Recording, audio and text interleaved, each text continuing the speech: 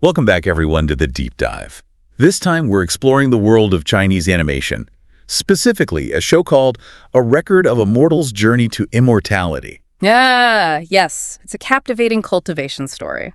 Which basically means... It revolves around this pursuit of immortality and enlightenment. Yeah, you could think of it like a fantasy adventure with a bit of a sprinkle of romance, you know? Exactly. So you all have sent us a ton of articles on the show, and we've gone through them. Sift through them all. Yeah, and pulled out the most interesting parts, especially those that focus on what's coming next. Precisely.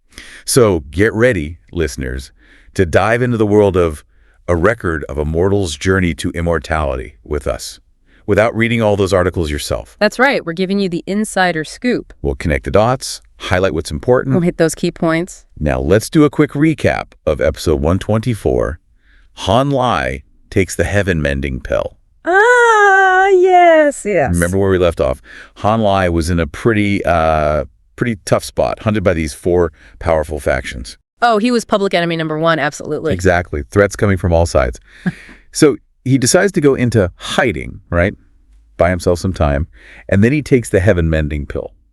Oh, that pill. It's this powerful elixir that's supposed to boost his abilities, right? It's essential, yeah. It strengthens his spiritual roots. Oh, interesting. Which essentially allows him to become a much more powerful cultivator. So it's like setting the foundation, right?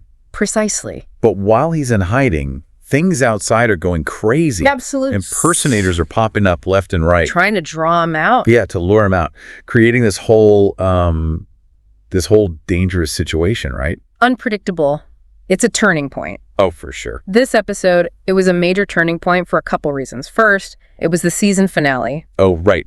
It leaves us hanging Big time. on a pretty intense cliffhanger. And second, it sets the stage for a power shift. Right. In the next season. Exactly. Han Lai will emerge as a much more formidable character, someone who can actually stand up to these factions. Oh, that'll be interesting to see. Yeah, it'll be exciting to see how this newfound strength, how it influences his path. Speaking of the new season, there's no official release date yet. No, not yet. But rumors are pointing to sometime in December 2024 or January 2025. The anticipation is building. For sure. And to add to that, get this, we've got eight new characters joining the cast. Wow.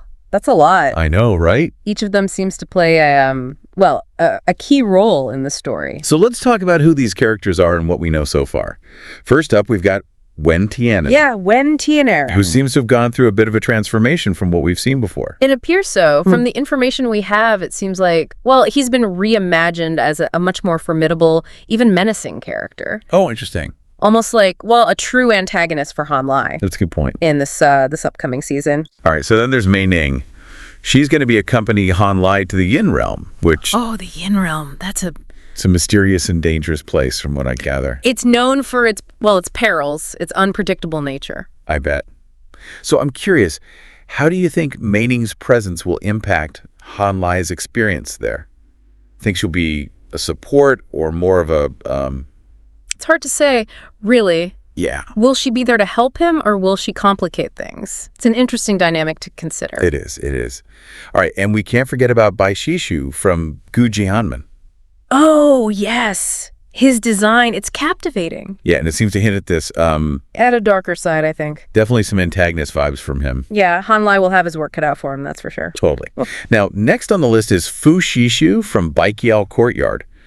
From the articles, it sounds like he's more of a physical powerhouse. It does seem that way. So I wonder how Han Lai will match up against him, with his more strategic, cunning approach. It'll be a clash of styles, absolutely. It'll be interesting to see. Han Li with his strategic thinking versus Fu Shishu, who relies on, brute force. It'll be epic, I'm sure. Oh, I think so, yeah. It's like each new character, they bring a different aspect of this cultivation world to the table. They do. They add layers to the narrative. So much complexity. Now let's talk about Hu Long Tongzi.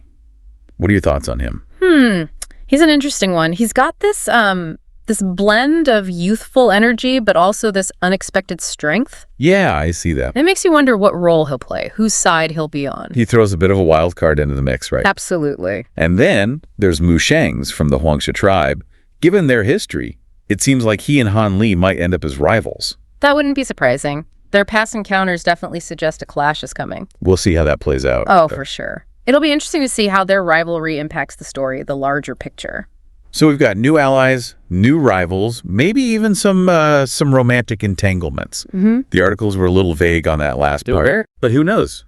With 8 new characters, anything is possible. Oh, absolutely. It adds this level of, unpredictability. Keeps you guessing. Keeps us on our toes, right? Wondering how these characters will interact with Han Li, how they'll influence his path. Exactly. And speaking of Han Li, it's not just new companions he's getting. He's also got 3 new character designs. Yes. And these aren't just for show.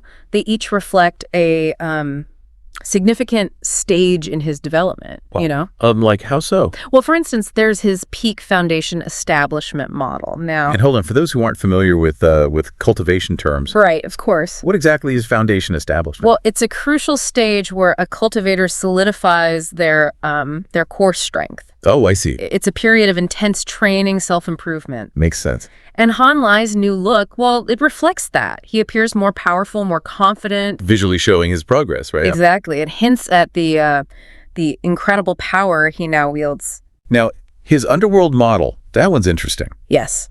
It shows a more rugged, almost battle-worn Han Li. And that's because in the underworld, magic is suppressed.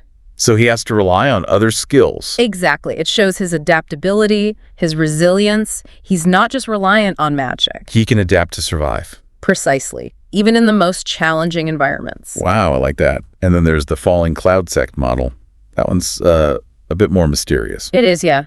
It seems he's concealing his true abilities while he's at the sect. So what do you think his motives are?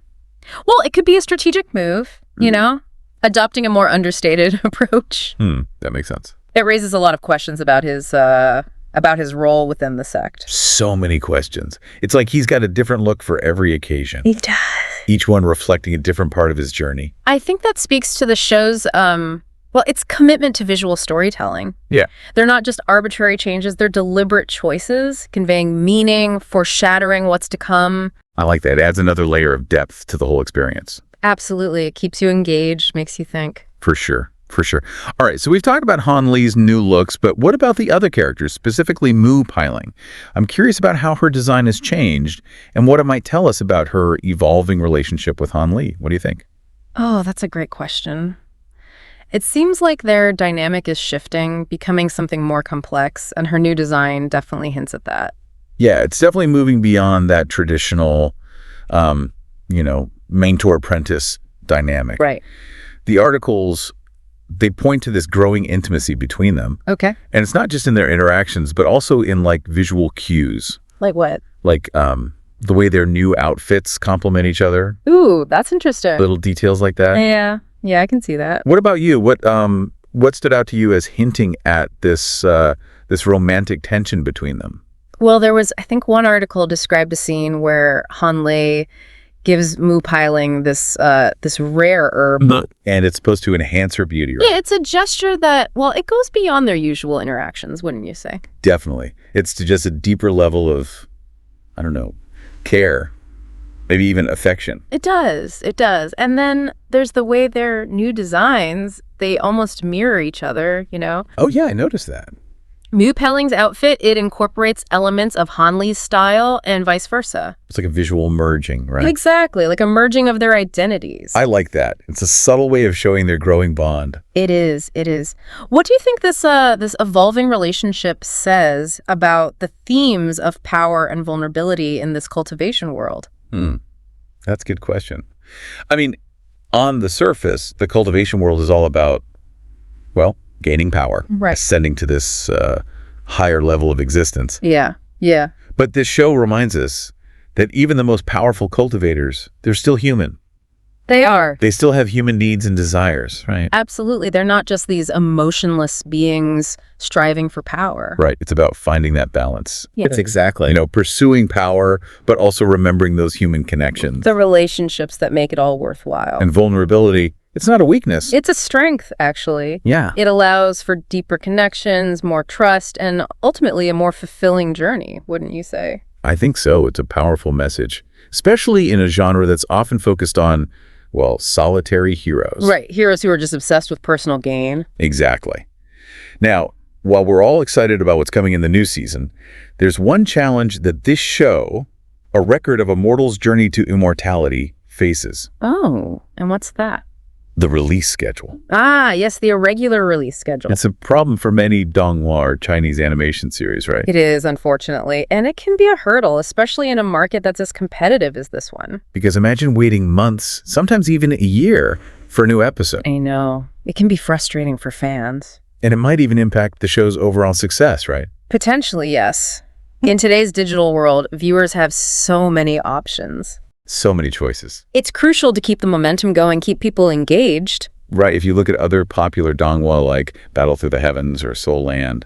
They've managed to maintain a more consistent schedule. Yeah, and I think that's contributed to their popularity, wouldn't you say? Definitely. Consistency builds anticipation. Keeps fans connected to the story. Exactly. When there are long gaps between episodes, it's hard to keep that excitement alive. So how can the creators of A Record of a Mortal's Journey to Immortality address this release schedule issue? What strategies could they use to keep fans engaged, during those breaks? Well, communication is key, keeping fans informed about the production process. Even if it's just small updates. Even small updates. It shows they care, that they're listening. It goes a long way in maintaining that connection. And managing expectations, too. Right. Transparency is so important. It is. It builds trust. Maybe they could release behind-the-scenes stuff. Oh, that's a good idea. Like concept art, teasers. Yeah, to tide fans over it. Keep the conversation going. What about exploring different release formats? Like what? Like shorter, more frequent episodes, or even releasing the whole season at once? That's an interesting thought. It would require a shift in their production, but it could work. Provide a different viewing experience. Exactly. It's worth considering. Of course, it all depends on the studio's resources. Absolutely. Creating high-quality animation takes time. You can't rush art. It's about finding that balance, creative ambition, and practical considerations. Right. But I think it's worth acknowledging that the creators are committed to quality. Oh, absolutely. The animation is stunning. Consistently stunning. It's clear they care about the story, the character. The visuals. Oh, yes. So even if we have to wait a little longer for new episodes, I think it'll be worth it. Patience is a virtue, especially when it comes to a show as intricate and engaging as this one. But let's shift gears a bit and go back to Han Li and Mu Peiling's relationship. This is where things get really interesting, wouldn't you say? Oh, absolutely. Their dynamic has always been a focal point of the show, and it seems like it's about to take a significant turn in this new season. Yeah, it really makes you wonder if they can, if Han Li and Mu Peiling can find true happiness in this, in this world of cultivation. It's hard to say, really. Yeah. The path of a cultivator, it's full of danger and uncertainty. Oh, yeah. They'll face threats from all sides, external threats from those rival factions, and then the internal conflicts as their feelings for each other, grow. It's like a pressure cooker. Yeah. All these emotions and ambitions. Can their relationship withstand it all? It's a good question. We'll have to see. I guess we'll have to wait and see what the new season brings. But the articles, they do hint at some interesting possibilities. Yep. Like what? Well, one article mentioned a prophecy. Oh, prophecy. Yeah, foretelling the rise of a powerful dual cultivation couple. Full cultivation. Yeah, two individuals whose destinies are intertwined, whose powers complement each other, creating this unstoppable force. That's fascinating. Could they be talking about Han Li and Mu Peiling? It's possible, and if so, it would add a whole new dimension to their relationship, wouldn't it? For sure. Imagine what they could do if they combined their powers. It would be, it would be a game changer. Not just for them, but for the whole cultivation world. Exactly. It could shift the balance of power. Speaking of which, we haven't talked much about the visual aspects of the new season. What about the Yin realm? Oh, yes, the Yin realm. Well, from the descriptions, it's a place where darkness reigns. It sounds intense. The laws of nature are distorted. Danger lurks everywhere. So how do you think they'll depict it? Visually, you mean? Yeah. Will it be dark, gritty, or maybe more ethereal, otherworldly? Knowing the creators and their attention to detail, Yeah. I suspect they'll blend both elements. Oh, interesting. Create a visually stunning and unsettling landscape. It's a place that really challenges a cultivator, right? Absolutely. pushes them to their limit. It's almost like a visual representation of Han Lai's own internal struggles. You know, as he's navigating his feelings for Mu Peiling and the increasing pressures of the cultivation world. Yeah, I see that. And then there's the Falling Cloud sect. It's more of a political battleground, wouldn't you say? It does seem that way. With Han Lai concealing his abilities, Walking a tightrope. trying to blend in. Exactly. It's a classic setup for intrigue, power struggles. Who can he trust? That's the question, isn't it? Keeps you guessing. Definitely keeps things interesting. It speaks to the show's ability to weave these, complex characters and storylines together. It does. Keeps you on the edge of your seat. But let's be real, all this excitement, it's tempered by the release schedule, right? Yeah, it's the elephant in the room. It's a challenge that's going to continue to impact the show's ability to compete. Especially with the rising popularity of Donghua globally. The demand is growing. And a record of a mortal's journey to immortality. It has the potential to be huge. It really does. It has the story, the characters, the visuals, the cultural backdrop. It's all there. But consistency is key. That's the key. It's a tough balance to strike, maintaining quality while keeping up with the demands of a global audience. It is a challenge. So as we wrap up this deep dive, what's the main takeaway for our listeners? Well, I think it's this. A record of a mortal's journey to immortality. It's a show worth watching. Worth the wait. It challenges us to think about human nature, the desire for power, and the importance of love and connection. And who knows, maybe the creators will find a way to address those release schedule issues. We can hope. And bring this incredible story to an even wider audience. Fingers crossed. But for now, I encourage everyone to dive into the world of cultivation. Explore the lore, connect with other fans. It's a journey worth taking. And remember, even though Han Lai's journey is for immortality, there's a bit of immortality in every story we share, every connection we make. It's about the impact we leave behind. Exactly.